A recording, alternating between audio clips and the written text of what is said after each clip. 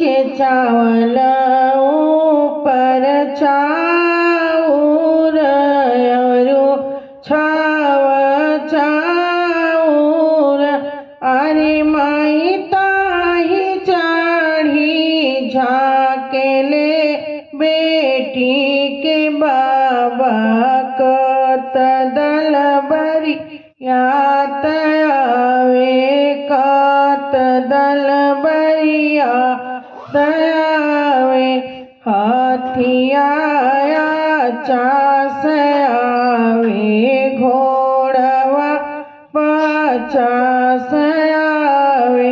अरे माई रानी राउतिन आवेली पचास।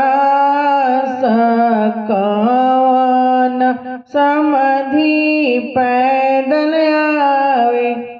हाथिया हाथी सार बनबो घोड़वा घोड़सार बनबो।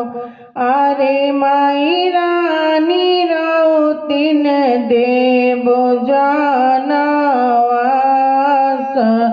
अनजान समधि खंभा बनबो। हाथिया के दाना देबो घोड़वा के घास देबो।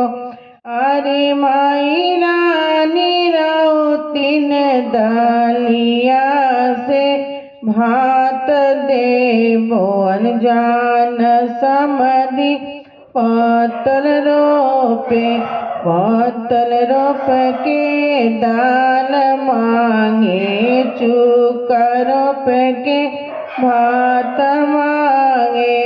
अरे माई हाथ रोप के मांगेले चीनी त समधि के खंभा बनबो।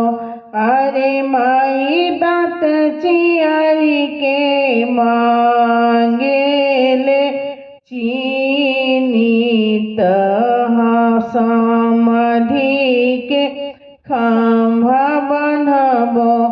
से सुनी कवन दुल्हा रोस से बेरोस भइले। डोली से उतारी गईले।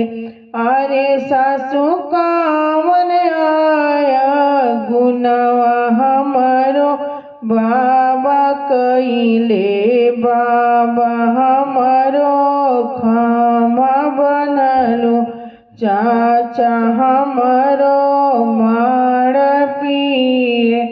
पतन रोपी के भात मंगले चूक रोपी के दाल मंगले। अरे बाबू है आया गुनवा तोहरो बाबा कइले। बाबा तोहरो खंभा बनलो। गहना पुरान अइले लहंगा उदांग अइले। अरे बाबू है आया गुनवा तोहरो चाचा कइले। चाचा तोहरो बान्हल गइले। पापा तोहरो माड़ पिए। गहना गढ़ाई देबो लहंगा बेसाही देबो। अरे सासु अब किया गुनवा तो हो माफ कर। बाबा हमरो भूल गइले। चाचा हमरो भूल गइले। चाचा हमरो भूल गइले।